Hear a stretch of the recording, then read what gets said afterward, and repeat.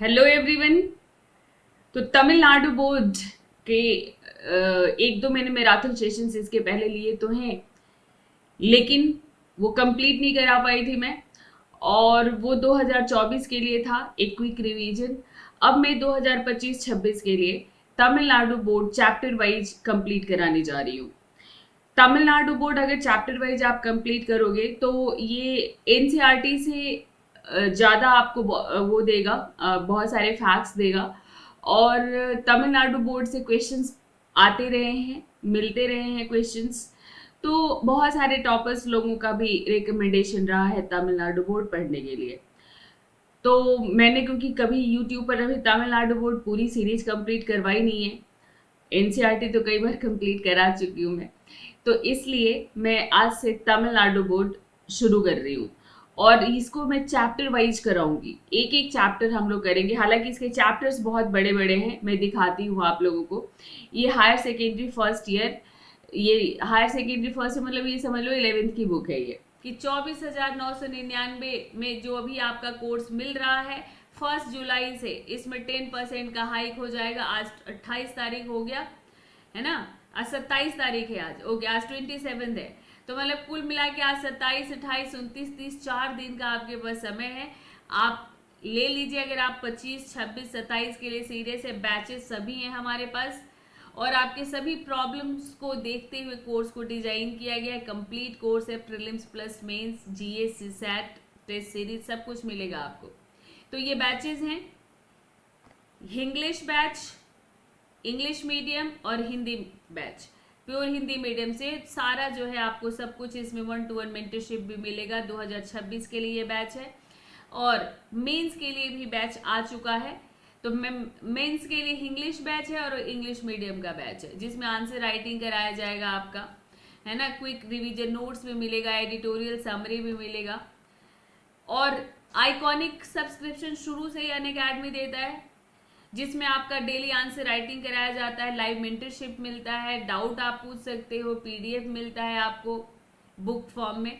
और इसके साथ इसमें क्विक रिवीजन मॉड्यूल जोड़ दिया गया है, एआई बेस्ड आंसर इवेल्युएशन जोड़ दिया गया है, इंटरव्यू गाइडेंस जोड़ दिया गया है। ये कुछ न्यू फीचर्स हैं। आर्ट और कल्चर का भी इससे तैयार होगा आप लोग का आईपीएस। एग्रीकल्चर की क्लास में लेती नहीं हूँ, एग्रीकल्चर की क्लास तो मैं लेती नहीं हूँ, है ना।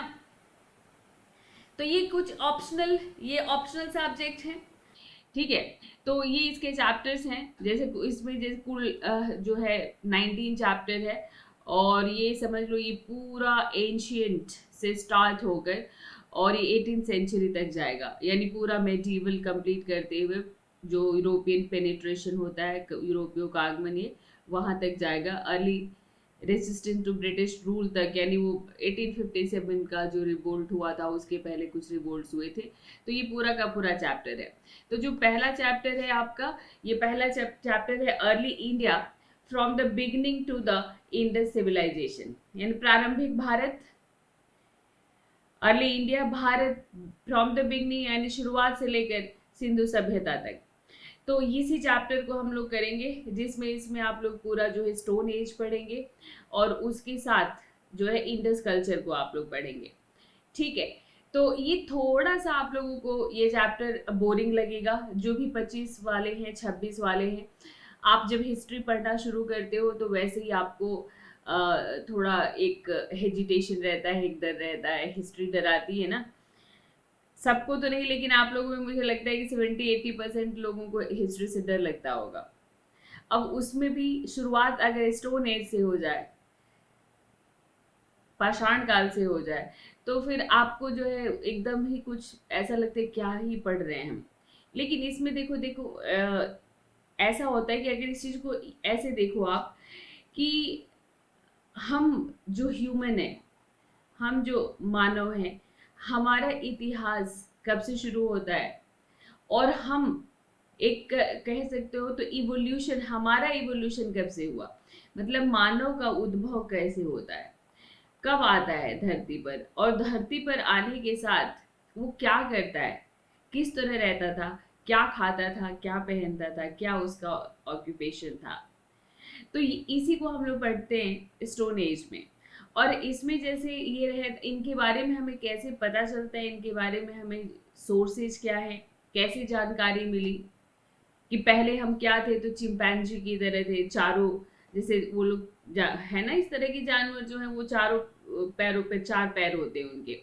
तो फिर हम भी कैसे वैसे ही थे, दो पैर पर खड़े हुए, धीरे धीरे दो पैरों पर खड़े हो गए और हम उनसे अलग हो गए और हम मानव बन गए, ह्यूमन बन गए, वो जानवर रह गए।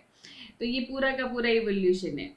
तो चलिए फिर स्टार्ट करते हैं, इसी को हम लोग पढ़ेंगे, to know the stone age humans of India. तो स्टोन एज जो ह्यूमंस थे इंडिया के, उनके बारे में हमें कैसे पता चलता है और क्या कैसे थे वो, यही हम लोग पढ़ेंगे इसमें। तो चैप्टर 1, प्रारंभिक भारत, आरंभ से लेकर सिंधु सभ्यता तक, from the beginning to Indus civilisation. तो इसके बारे में सबसे पहले हम इंट्रोडक्शन देखते हैं। इंट्रोडक्शन क्या परिचय है, बुक में जो एकदम बुक से ही हम लोग लाइन बाय लाइन कर रहे हैं, क्योंकि ये आपका क्या है, तमिलनाडु बोर्ड है, और तमिलनाडु बोर्ड में क्या लिखा है इसकी जानकारी आपको होनी चाहिए। तो भारत में तो कई कल्चर्स हुए, India experience and early development of cultures and civilisation. तो संस्कृति और सभ्यताओं के प्रारंभिक विकास का ये अनुभव था ये, ठीक है। और इसलिए कहता है आपका वो कि भारत में पाषाण युग से ही भारत में कई लोग आते रहे, कई समूहों ने यहाँ पर प्रवास किया, बहुत सारे माइग्रेटेड मल्टीपल टाइम्स यहाँ पर आते हैं और फिर यहाँ पर आकर यहाँ मिक्स हो गए वो, ठीक। और जितने भी इस तरह के ग्रुप थे, प्रत्येक समूह ने प्रत्येक स्थान पर अपने जीवन के अनुभवों के आधार पर, अपने लाइफ एक्सपीरियंसेस के बेसिस पर अपने अपने कल्चर को डेवलप किया। इसीलिए भारत में क्या रहा है, तो भारत में प्लूरलिस्टिक बिलीफ सिस्टम रहा है, बहुलवादी विश्वास रहा है। तो भारत में बहुलवाद, प्लूरलिज्म इसीलिए रहा। तो बहुलवाद या प्लूरलिज्म हम लोग किसको कहते हैं, तो जहाँ एक नहीं कई तरह की परंपराएं और कई तरह का विश्वास हो।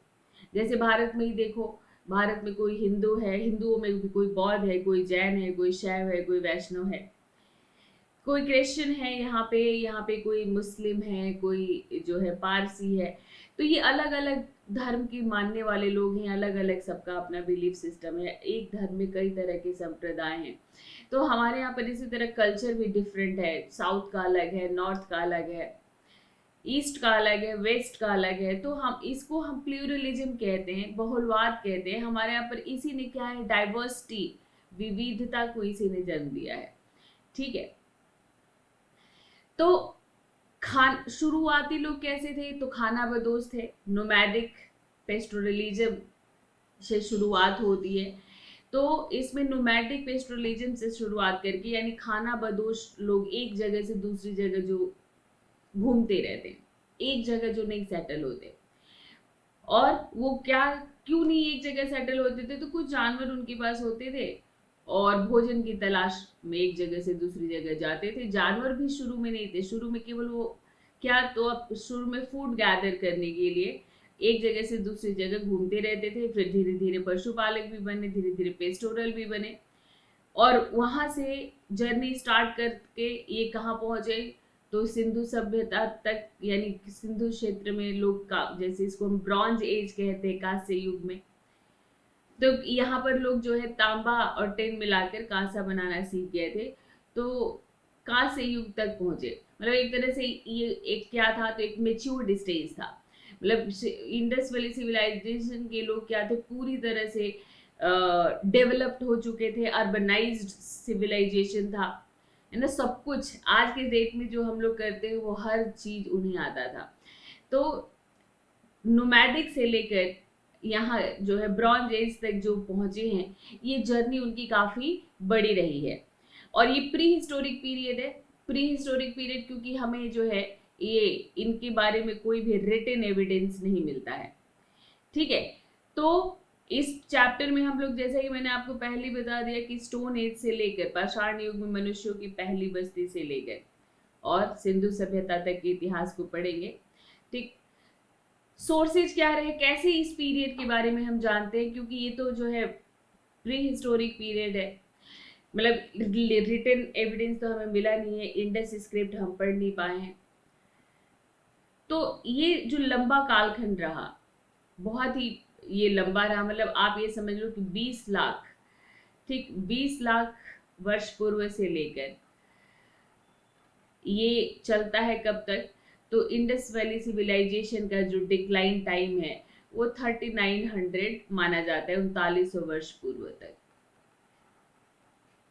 ठीक, तो मतलब आज से 20 लाख पहले शुरुआत होता है पैलोलिथिक पीरियड का, और इंडस वैली सिविलाइजेशन का डिक्लाइन होता है 3900 ईयर्स अगो। तो ये पूरा ये एक बहुत ही लॉन्गेस्ट पीरियड है, एक लंबा काल है। और इसके बारे में जानने के लिए हमारे पास जो सोर्स है वो सिर्फ और सिर्फ आर्कियोलॉजिकल सोर्स है, सिर्फ और सिर्फ जो है पुरातात्विक स्रोत है, आर्कियोलॉजिकल सोर्स है। ठीक, तो आर्कियोलॉजिकल सोर्स किसे कहते हैं? तो जो हमें एक्सकेवेशन, किसी भी जगह पर एक्सकेवेशन करते हैं, खुदाई करते हैं, वहाँ से जो चीज़ें मिलती हैं, वहाँ से जो चीज़ें निकलती हैं, खाने की, पीने की, बर्तन, कभी कभी कपड़े भी निकलते हैं। कपड़े सड़ते क्यों नहीं, कैसे? तो किसी किसी जार में, किसी बर्तन में रखा हुआ रहता है, तो वो कपड़े फिर जैसे वो बच जाते हैं। तो इस तरह की चीज़ों से हम क्या करते हैं, हम अनुमान लगाते हैं कि भाई ये इस ऐसे घर बना कर रहते होंगे, ये खाते होंगे, अनाज अनाज मिलता है, तो हम उसे ये पता करते हैं कि भाई ये जो है ये ग्रेन के बारे में, अनाज के बारे में जानते होंगे।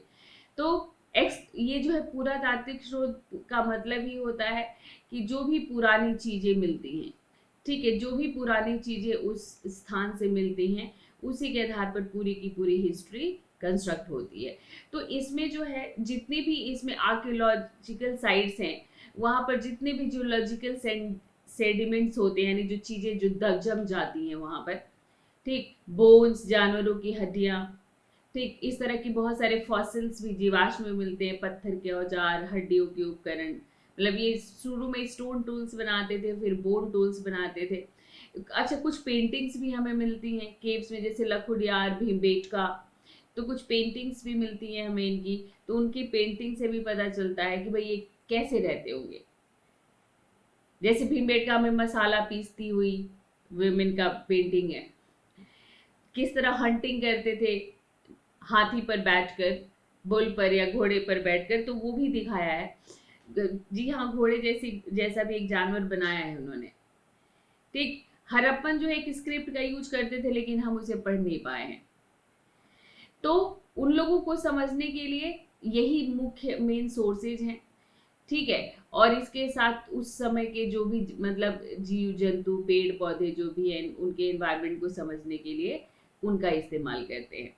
ठीक, इसी तरह कुछ हमें जले हुए बीज मिलते हैं, ठीक, तो कुछ जो है हम लोगों को क्या मिलता है, तो हम लोग को शीट्स मिलती हैं, इसके साथ जो है हमको फाइटोलिथिस मिलते हैं, यानी पौधे जो कि पत्थर बन गए दिन पर दिन सूखते हुए।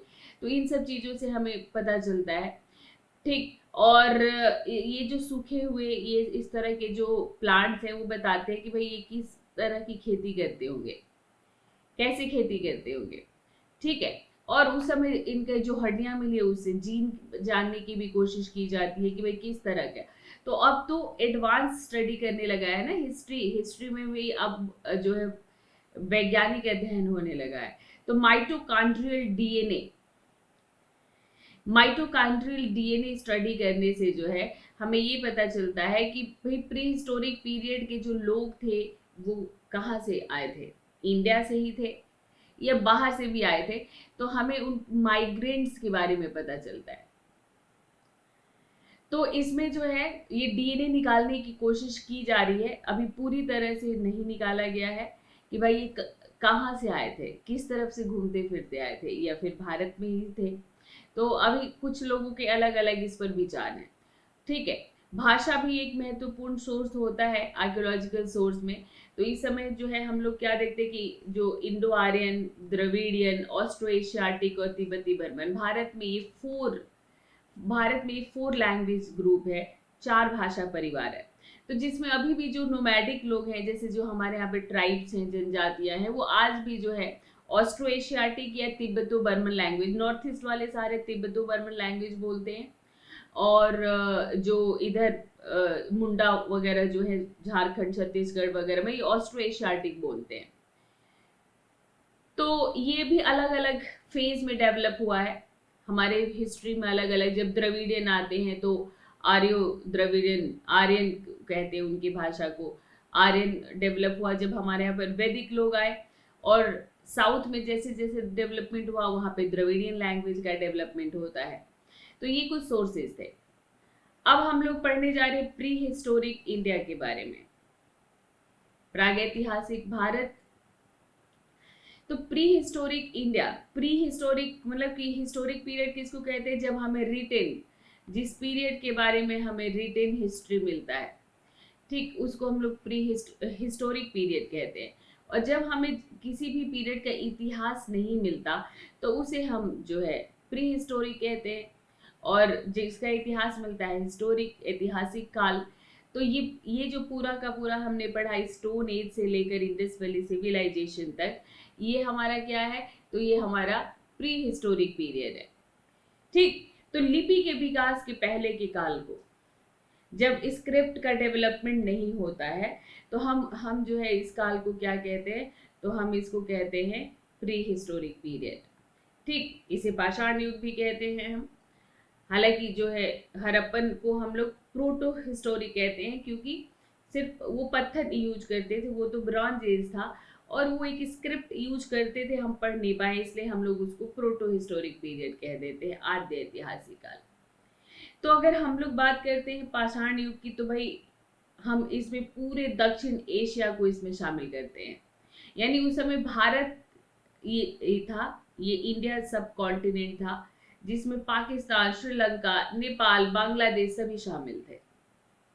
तो हम पूरे साउथ एशिया की बात करते हैं, पूरे साउथ एशिया की, जिसमें जो है ये सभी, ये इसीलिए इनको इंडिया सब कॉन्टिनेंट कहते हैं, क्योंकि ये जो है एक सब कॉन्टिनेंट की तरह दिखता है। इस पर क्वेश्चन भी आ चुका है।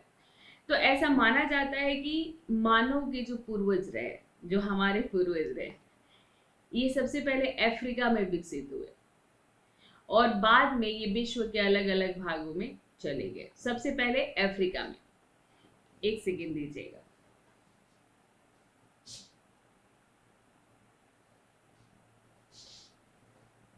हाँ जी, ठीक है। तो अफ्रीका से शुरुआत होती है, क्योंकि सबसे जो है ओल्डेस्ट हम लोग को जो पुराना जो हड्डी और वो मिला है स्केलेटन, वो अफ्रीका से मिला है, इसलिए माना जाता है। तो अफ्रीका से बाहर जो लोग माइग्रेट करके गए, जो अफ्रीका से बाहर निकले, तो वो जो अर्ली जो ह्यूमंस थे, उनका जो वो था, मतलब उनकी जो स्पेसिस थी, उसको कहा जाता है होमो इरेक्टस। होमो इरेक्टस, तो ये होमो इरेक्टस कौन कहे जाते हैं, जो ये ऐसा था कि मतलब वो दो पैरों पर खड़े हो जाते थे, दो पैरों पर खड़े हो जाते थे, और धीरे धीरे जब दो पैरों पर खड़े होने लगे, तो धीरे धीरे आगे वाला जो दो पैर था वो छोटा होने लग गया, और धीरे धीरे जो आज की डेट में हम लोग हाथ कहते हैं, वो हाथ बन गया। तो ये ऐसे थे कि जब जरूरत पड़ती थी तो ऐसे भी हो जाते थे, और नहीं तो फिर दो पैरों पर खड़े रहते थे, तो उनको होमो इरेक्टस कहा गया था। लेकिन दो पैरों पर खड़े थे, ये पूरी तरह से दो पैरों पर जो खड़ा मानव था, उसको हम होमो सैपियंस कहते हैं। तो 20वीं सदी के अंत तक भारत का जो प्रागैतिहासिक काल 10 लाख वर्ष पूर्व माना जाता था। 20th सेंचुरी के एंड तक हम मानते थे कि भारत का जो प्री हिस्टोरिक पीरियड है वो कब से शुरू होता है, तो 1 मिलियन ईयर्स अगो से। ठीक, लेकिन अभी पता चलता है कि रिसेंट स्टडी से पता चलता है कि 2 से 10 लाख वर्ष पहले भारत में ये इनकी उपस्थिति मिली है। जबकि आपकी एनसीईआरटी सीधा क्या लेती है, तो आपकी एनसीईआरटी अफ्रीका और इंडिया को अलग नहीं करती, सीधा ह्यूमन से स्टार्ट करती है, और वो कहती है कि 20 लाख, जो मैंने आप लोग को डेट दिया कि 20 लाख वर्ष पूर्व जो है शुरू हो जाता है हमारा पैलोलिथिक पीरियड। पर भारत में इन्होंने देखा है, तो भारत में ये कहते हैं कि 2 से 10 लाख वर्ष पहले तक भारत में देखा गया था इनको। ठीक है, तो हमने अपनी हिस्ट्री को कैसे बांटा हुआ है, तो जब तक स्क्रिप्ट का इन्वेंशन नहीं हुआ, यानी लिपि का, लिखने का। उसके पहले का जो पीरियड है उसको हम लोग बांटते हैं पाषाण युग, स्टोन एज, फिर कांस्य युग, सिंधु सभ्यता के लोग कांस्य युग वाले थे। मतलब कि वो पत्थर नहीं, वो यूज करते थे जो टूल वगैरह, वो धातु का करते थे, मेटल का करते थे और कांसे का करते थे, यानी तांबे में टिन मिलाकर कांसा बनाना सीख गए थे। ये भी एक बड़ा आविष्कार था, पर लोहे के बारे में नहीं जानते थे। उसके बाद आता है लौह युग, आयरन एज। आयरन एज आता है। ये जो लौह युग है ये आपका शुरू होता है लेटर वैदिक पीरियड से। 900 बीसी के आसपास माना जाता है कि आयरन डिस्कवर हुआ, 1000 टू 900 बीसी। तो कैसे हमने बांटा है, क्योंकि उनके टूल्स बताते हैं कि इस समय ये पत्थर के बारे में सिर्फ जानते थे, तो हमने स्टोन एज कहा। जब हमें कांसे की भी चीजें मिली, ब्रॉन्ज आइटम्स मिली, हमें जो है कॉपर आइटम, तो हमें अच्छा इन्होंने कॉपर ढूंढ लिया था। तो सबसे पहला मेटल जो देखा उन्होंने वो कॉपर, कॉपर ढूंढा उन्होंने। फिर जब हमें लोहे के मिलने लग जाते हैं तो फिर हम कहते हैं कि अच्छा अब इन्होंने आयरन भी डिस्कवर कर लिया था, तो आयरन एज कह दिया। तो कैसे हमें पता चलता है, तो जब हम एक्सकेवेशन करते हैं या कोई चीज़ हमें मिलती है तो उसका जब हम उम्र पता लगाते हैं, जब उसका एज पता लगाते हैं तो उससे हमें पता चल जाता है। ठीक है।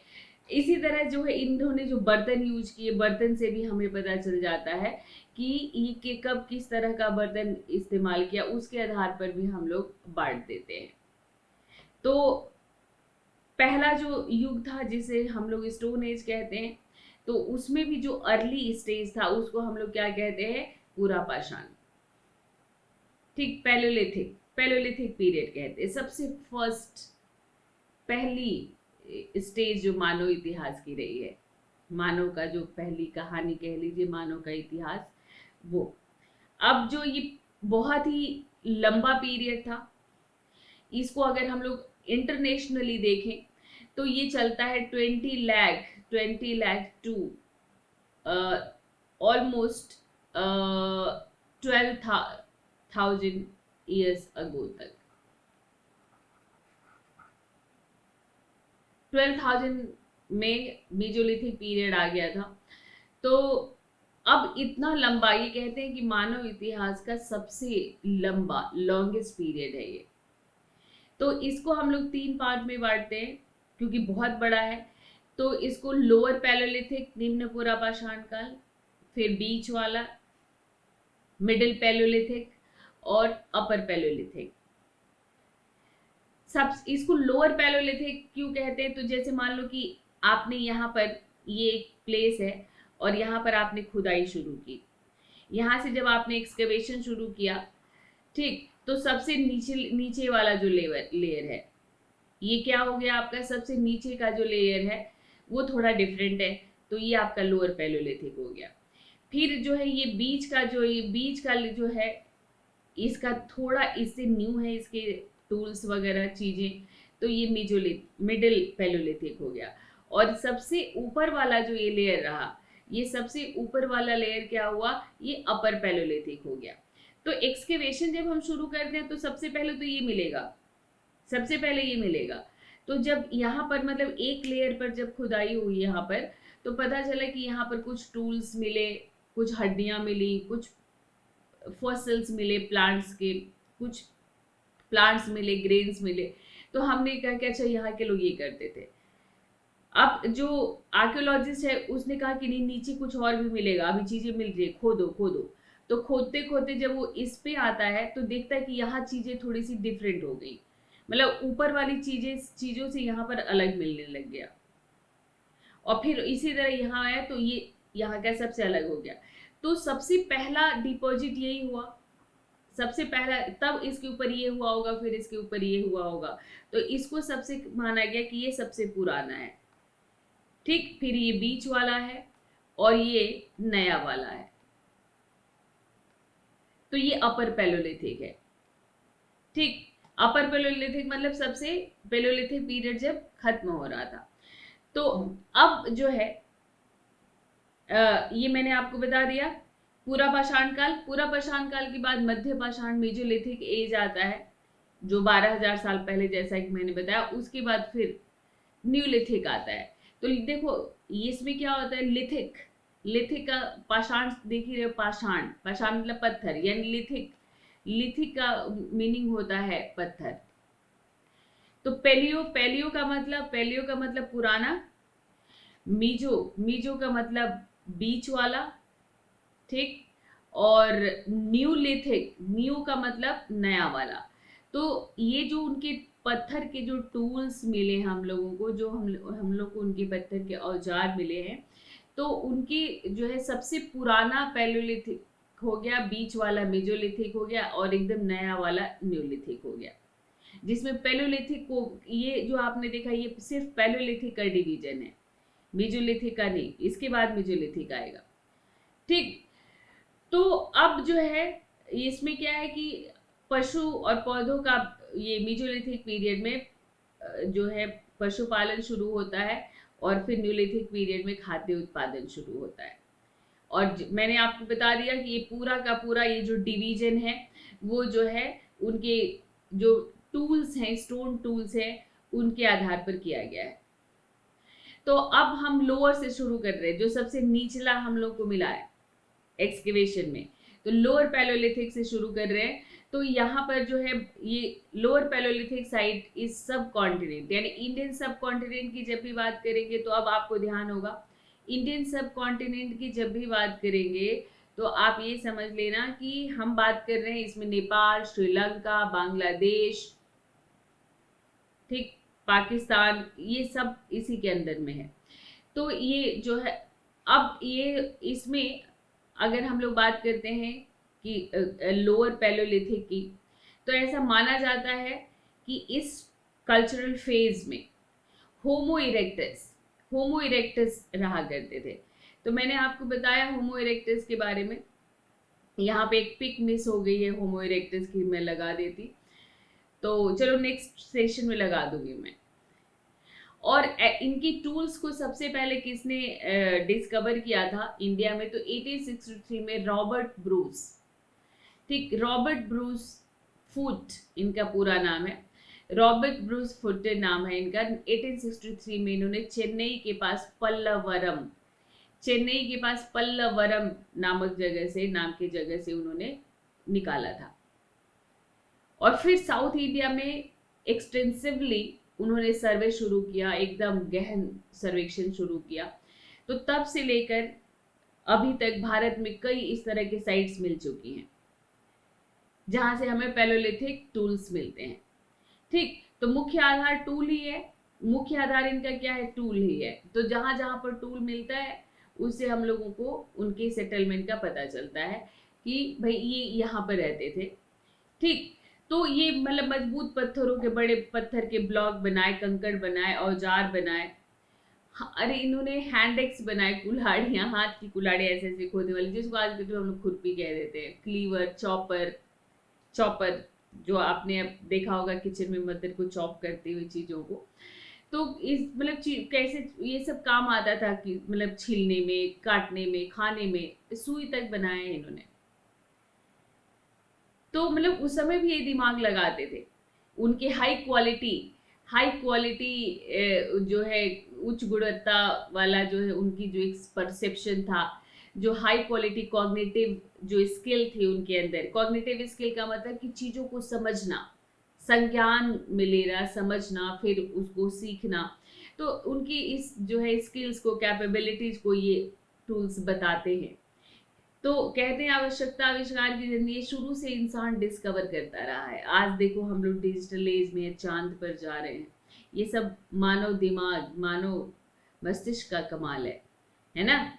तो ये उस समय पत्थर ही अवेलेबल था, तो पत्थर की इन्होंने क्या नहीं बनाया, जिससे मतलब ये इंसान इंसान जो है, जो होकर भाई इंसान के बीच एक ही जानवरों से अलग है कि उनके पास एक सोचने की, समझने की शक्ति ज्यादा है जानवरों से। काम भर वो भी समझते हैं, लेकिन सिर्फ सर्वाइवल भर, डिस्कवरी नहीं कर सकते। तो ये जो उस समय इन्होंने औजार बनाए, वो जानवरों को हंटिंग करते थे, उनको काटना, उनका स्किन उतारना, उनके हड्डियों को तोड़ना, ठीक, फिर इसी तरह फल फ्रूट और यहाँ तक कि फूड प्रोसेसिंग ये किया करते थे। तो उसमें भी कहा जाता है कि कुछ वाइल्ड प्लांट्स थे, कुछ डोमेस्टिक प्लांट्स थे। मतलब जैसे ऐसा होता था कि पहले चीजें कोई भी ऐसे प्लांट अपने आप उगाया जंगल में, तो जो जंगली पौधे हैं वो अपने स्वाभाविक रूप से, उनको रोज पानी वानी तो देना नहीं पड़ता, अपने स्वतंत्र रूप से बढ़ते हैं। फिर ऐसा होता है कि उस प्लांट को इंसान ने खाया और उसको लगा कि ये तो बहुत टेस्टी है, तो उसने उसको उगाना शुरू कर दिया, पानी देना शुरू कर दिया, उस पे कीड़े मारना शुरू कर दिया। तो धीरे धीरे क्या होता है कि धीरे धीरे उनकी फीचर्स बदल जाते हैं। ठीक, उनका जो है उनकी शारीरिक विशेषताएं बदल जाती हैं और फिर वो जो है घरेलू पौधे के बीज के आकार में वो छोटे हो जाते हैं। फिर पालतू जानवरों में भी यही हुआ, धीरे धीरे मतलब उन्होंने उनकी जो क्रूरता थी, जो मतलब डोमेस्टिकेटेड होते गए, उनकी क्रुएल्टी खत्म होती चली गई। तो इस तरह से इंसान प्लांट्स को, जानवरों को पालतू बनाता चला गया। तो पूरा पाषाण संस्कृति में भाई क्या कहते, उद्योग जिसकी बात की गई है, ये आपकी एनसीईआरटी में भी है कि जो इस तरह की इंडस्ट्रीज थे, इंडस्ट्री यानी इंडस्ट्री कौन से, तो जहां पर ये टूल्स बनते थे। ठीक है, तो इनको जो है प्रारंभिक, मध्य, परवर्ती यानी जो है अर्ली, मिडिल और लेट एचुलियन इंडस्ट्री के नाम से जानते हैं। एचुलियन, जब भी एचुलियन उद्योग पूछा जाए तो मतलब जहां पर स्टोन के टूल्स बनते थे उसको एचुलियन कहा गया। ठीक, तो शुरू में वही जो है, जो शुरू के औजार थे उसमें एक तो बहुफलक मतलब पॉलीहेड्रॉन्स, मतलब कई तरह के, जैसे ऐसे जैसे शार्प पत्थर होता था, गोलाकार ऐसे ऐसे कुछ चीजें कूटने के लिए, हाथ की कुल्हाड़ियां है ना, क्लीवर, फ्लैग, ये सब शुरू वाले थे ये। तो अचूलियन में इसी तरह के हम लोगों को औजार मिले हैं भारत में। और पश्चिमी घाट, देखिए ये तमिलनाडु बोर्ड का है तो ये दक्षिण की तरफ ज्यादा फोकस करेगा। ठीक, तो वेस्टर्न घाट जो आपका यहाँ पर ये वेस्टर्न घाट है। ठीक, डेक्कन प्लेट्यू का विस्तार वेस्टर्न घाट यहाँ पर, यहाँ नहीं, ये तो आपका मालाबार कोस्ट है यहाँ पर। तो यहाँ पर तटीय क्षेत्र और नॉर्थ ईस्ट में, यहाँ पर नॉर्थ ईस्ट में जो है अचूलियन परंपरा नहीं मिलता, क्योंकि यहाँ पर बहुत ज्यादा बारिश होती थी, बारिश यहाँ पर बहुत ज्यादा होती थी। और तो बारिश ज्यादा होने के कारण, यहाँ पर रॉ मटेरियल नहीं मिलने के कारण यहाँ पर नहीं हो सका। लेकिन वही अगर हम लोग बात करते हैं मध्य भारत, ठीक, मध्य भारत की यानी ये जो अभी का जो भीमबेटका वाला जो एरिया है मध्य प्रदेश, तो मध्य भारत, साउथ ईस्ट में ज्यादा हम लोगों को मिलता है, क्योंकि यहाँ पर जो है बारिश तो होती है, लेकिन जो है क्या है कि उतनी लगातार, वेस्टर्न घाट पर तो ज्यादा बारिश होती है, वेस्टर्न घाट पर आपको मिलता है ना एवरग्रीन फॉरेस्ट मिलता है हम लोगों को। तो इन और इधर साउथ ईस्ट की तरफ बात करें तो इधर बारिश तो होती है, ठीक, बारिश होती है, लेकिन घनी घनी जो है घने घने जंगल होते हैं, घने हरे आवरण, समृद्ध संसाधन, ये सब मिलते हैं वहां पर। तो वहां पर जैसे इन लोगों के लिए पत्थर को काटना भी आसान हो गया, क्योंकि कॉन्टिन्यूअस बारिश नहीं होती। ठीक, तो इसी तरह का इनका डिस्ट्रीब्यूशन रहा है कि कहाँ कहाँ पर मिला है। और आपको यहाँ पर जैसे कुछ प्लेसेस मैं आपको बताऊंगी, आपको ये याद रखना जरूरी नहीं है कि इनका डिस्ट्रीब्यूशन कैसे कैसे रहा, कहाँ कहाँ पर रहा। बस आप ये याद रखिए कि अटीरापक्कम, पल्लवरम, गुडियम, चेन्नई के पास ये जगह है। तो अगर आपसे कभी पल्लवरम पूछा जाएगा, जैसे पल्लवरम से सबसे पहला टूल डिस्कवर हुआ, तो ये आप बताएंगे कि ये कहाँ पर है, चेन्नई, कर्नाटक, सॉरी तमिलनाडु में है। फिर कर्नाटक में हुंसगी घाटी, इसामपुर, हुंसकी घाटी है, हुंसकी घाटी इसामपुर कर्नाटका में हो गया, भीमबेटका मध्य प्रदेश में हो गया। तो ये कुछ पैलोलिथिक क्या है, ऐसे अचूलियन यहाँ से हम लोगों को टूल्स मिलते हैं। अचूलियन टूल्स किसको कहते हैं, तो आपको समझ आ गया, अचूलियन टूल्स कहते हैं जो पैलोलिथिक पीरियड के लोगों ने टूल्स बनाए। ठीक, तो उनको ही कहा गया। तो अचूलियन और सोहानियन दो तरह के, तो मतलब इसमें क्या है कि हाथ में जो कुल्हाड़ी, जो हैंड एक्स हुआ, और कुछ वैसे रहे, कुछ वैसे रहे पत्थर जिसमें जो है जो पेबल फ्लैक रहे, कंकड़ पत्थर जैसे। तो ये इनको सोहैनियन कहा गया था, अचूलियन और सोहैनियन। ठीक है, इसमें सब काटने वाटने वाले औजार भी थे। तो सोहन उद्योग कहाँ पर, तो सोहन नदी घाटी में। सोहन एक रिवर है और ये सोहन रिवर वैली कहाँ पर है, पाकिस्तान में। ये पाकिस्तान में। तो जो वहां पर बना उनको सोहैनियन कहा गया, और जो इधर भारत में हमने बात की तो ये इसको अचूलियन कहा गया। ठीक, हालांकि दोनों इतना सेपरेशन नहीं था। सोहैनियन में भी सोहन घाटी में भी या सोहैनियन टूल्स में भी हमें अचूलियन टूल्स मिलते हैं। ठीक है, तो इसमें जो है रिसेंट स्टडी किया गया है, तो कहा गया है कि जो 2 मिलियन ईयर पहले शुरू हुआ ये कल्चर, ये 60,000 वर्ष पहले तक ये जारी रहा था। यानी पेलोलिथिक पीरियड जो 2 मिलियन यानी 20 लाख पहले जो शुरू हुआ था, लगभग 60,000 साल पहले तक ये चलता रहा।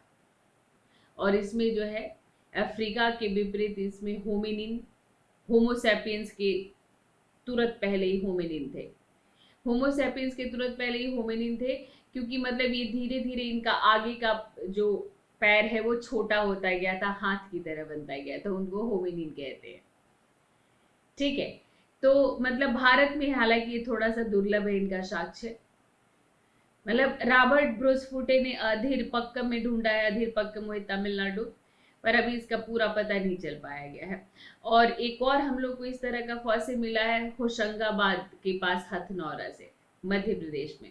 हथनौरा से भी हमें इस तरह का मिला है। तो ये हथनौरा ये क्या है, तो ये मानव जीवाश्म है। तो मतलब ये फॉसिल है हम इन लोगों का, जो दबा कुचला ऐसे डिस्कवर हो गया है, तो उसके अब उससे पता चलेगा। तो हथनौरा से क्योंकि मिला है और नर्मदा रिवर वैली है, तो इसको नर्मदा मानव, नर्मदा ह्यूमन नाम रखा गया है इसका। ठीक है, तो मतलब ये होमोसैपियंस का एक तरह से प्रतिनिधित्व करने वाला है। तो भारत में मानव पूर्वजों का एकमात्र मौजूदा जीवाश्म हथनौरा से मिला है। ठीक है, तो ये है पूरा। तो नर्मदा घाटी, नर्मदा घाटी समझ लीजिए, इसमें ये सब आपको मैं स्किप कर रही हूँ कि स्टेगोडॉन गनेसा, बोजना मेडिकल, मतलब ये सब कुछ नेम्स रखे गए, इसको मैं स्किप कर रही हूँ। ठीक है, ये जो है ये इसको जानना आपके लिए बहुत जरूरी नहीं है। ठीक है, अब इनका हम लोग लाइफस्टाइल देखते हैं, वे ऑफ लाइफ। तो वे ऑफ लाइफ देखने से पहले एक वाटर ब्रेक।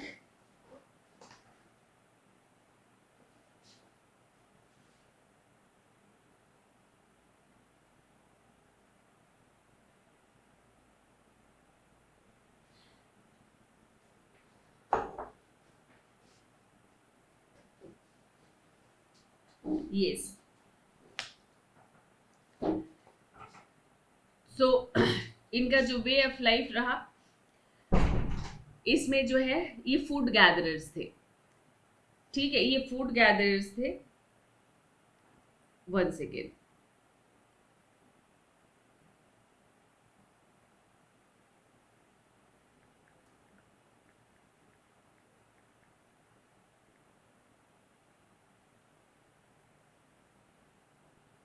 हम्म,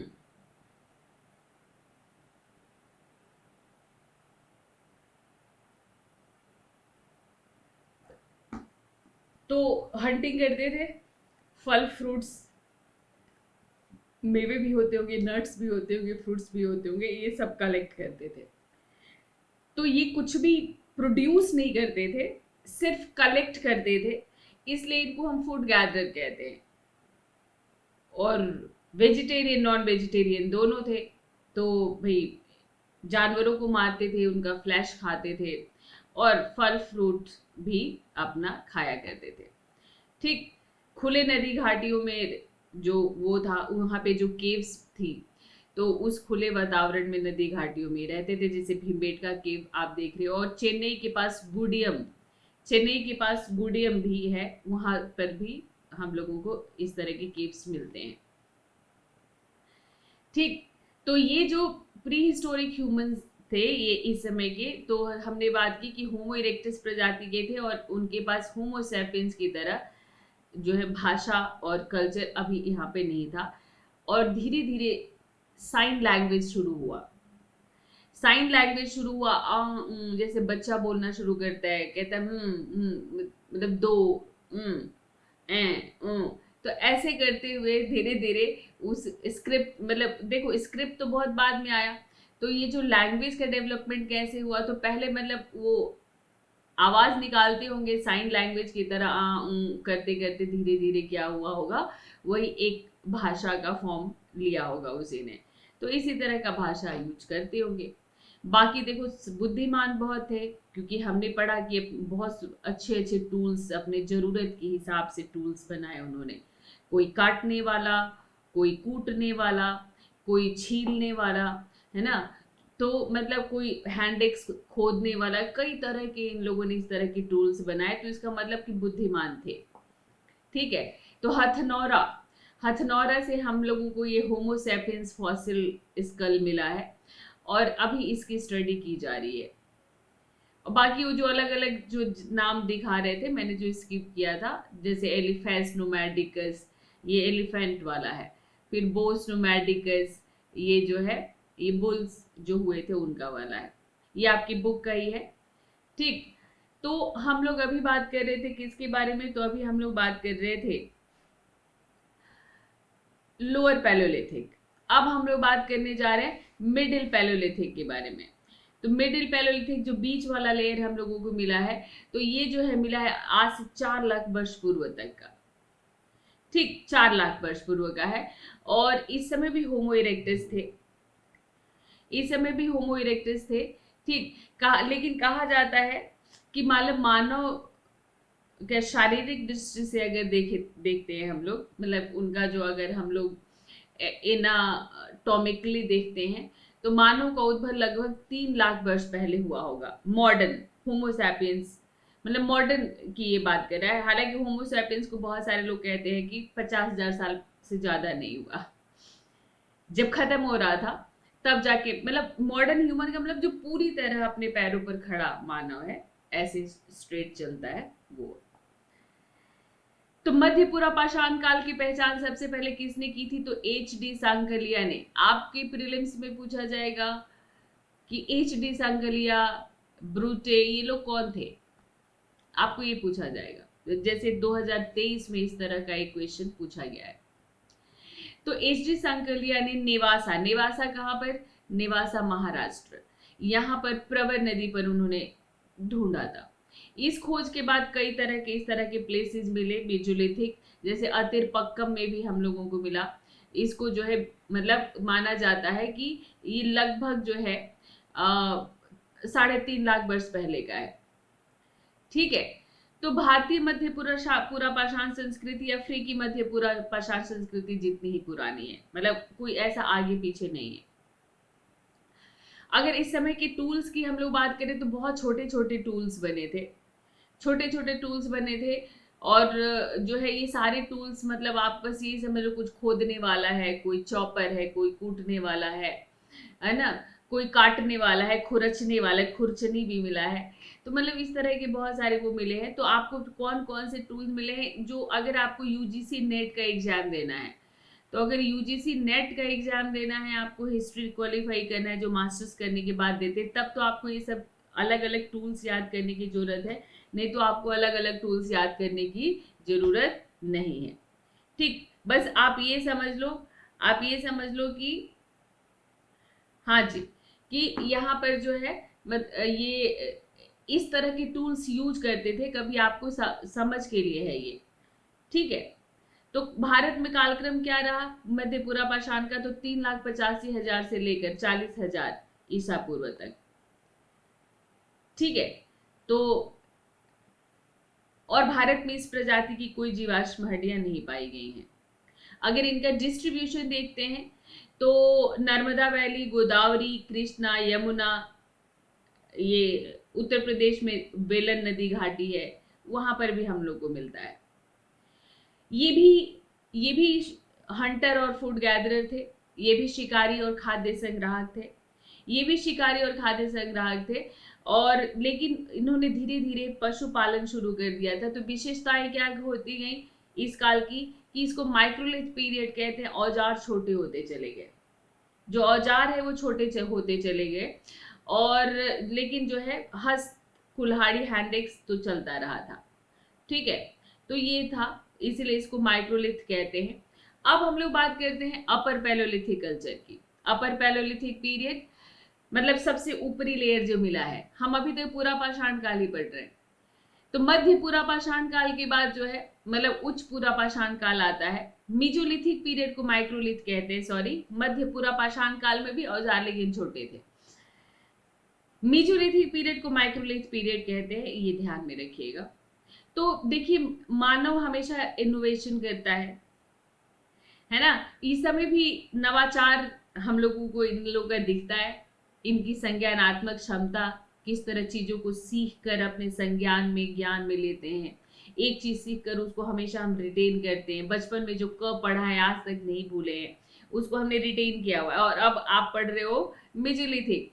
तो ये जो है, ये समझ लो कि मतलब हम जो है, हम में संज्ञानात्मक क्षमता, ये जो है एक, वो कहते हैं कि ये यही मानव की विशेषता है। तो इस पीरियड में भी इस तरह से हम लोग देखते हैं। ठीक, तो कहते हैं कि मतलब कई नए समूह जो है भारत में इस समय आते हैं, ऐसा ये कह रहा है।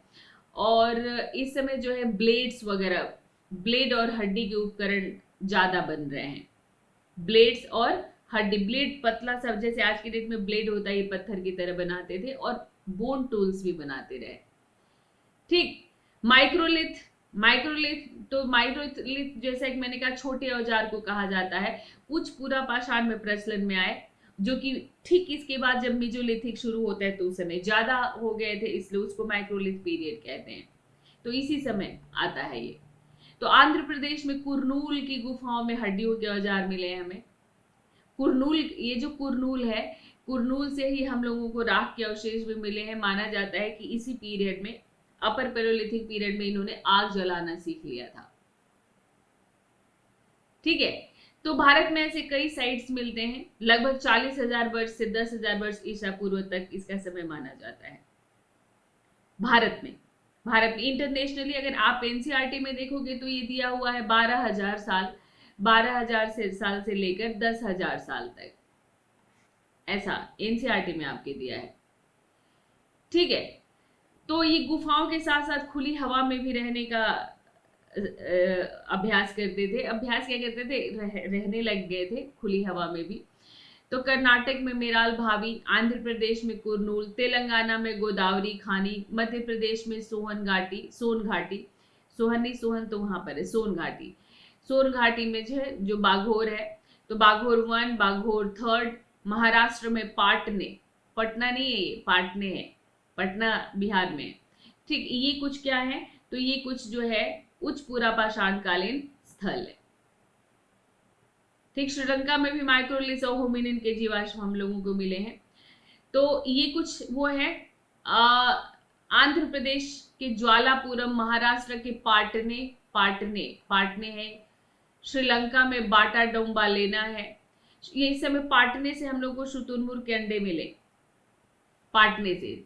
ठीक है, अंडे की छिलके वगैरह मिले हम लोग को। देखिए, ये अपर पैलोलिथिक पीरियड के टूल्स हैं। तो मतलब ये एक तरह से जो है, मतलब एक कह रहा है तमिलनाडु बोर्ड आपका कि एक जो है तीर्थस्थल मिला है, मतलब एक ऐसा घेर दिया गया है पत्थर से, हो सकता है इसकी पूजा वूजा करते हो, तो इसको तीर्थस्थल कहा गया है। ये उत्तर प्रदेश के बाघोर में पाया गया मंदिर है ये, मतलब मंदिर जैसा एक चीज है ये। देखिए इस तरह कैसे घेरा गया है ये पाटने में। अच्छा, ये तो ऑस्ट्रिच एग शेल्स हैं, सॉरी, ये ऑस्ट्रिच के एग शेल्स हैं, यानी जो है शुतुरमुर्ग के अंडे हैं। ठीक, तो पाटने महाराष्ट्र और भीमबेटका में भी कहीं कहीं मिला है। इस समय पेंटिंग शुरू हो गई थी, इसी समय कला भी आ गया था इंसान में, तो पेंटिंग शुरू हो गई थी। ठीक है, और कुछ ज्वेलरी भी मिली है, मोती और आभूषण भी पाए गए हैं। क्या बात है, ये तो हम लोगों को एनसीईआरटी में मेंशन नहीं है। तो ये ज्वेलरी भी पहनने लग गए थे, ठीक है। हरे हरे रंग का भीमबेटका में देखो सारे लगभग कलर्स यूज करते हैं ये लोग। तो आज हम लोग ऐसा करते हैं कि हम लोग सिर्फ पैलियोलिथिक पीरियड रखते हैं, बाकी जो है मेजोलिथिक पीरियड और न्यूलिथिक पीरियड और इंडस हम लोग जो है नेक्स्ट सेशन में कर लेंगे, ठीक। वैसे भी सिर भारी हो गया होगा आप लोगों का, और मैंने बिल्कुल काम भर आपको पढ़ाया है, बिल्कुल जहाँ पर आपको जहाँ से क्वेश्चन आपको पूछा जा सकता है, तो बिल्कुल मैंने उतना ही आपको बताया है, ठीक। और पढ़ो यार, मतलब पढ़ना तो है ही। हम लोग को हिस्ट्री शुरुआत से क्यों न पढ़े कि हम हमारे पूर्वज जो थे वो कैसे रहे, है ना। तो मिलते हैं फिर हम लोग नेक्स्ट सेशन में, जहां से हम इसके नेक्स्ट से कंटिन्यू करेंगे, ठीक। तो मन लगा कर पढ़ते रहिए, इसको एक बार फिर 2x स्पीड में रिवाइज करिए। Take care, bye bye.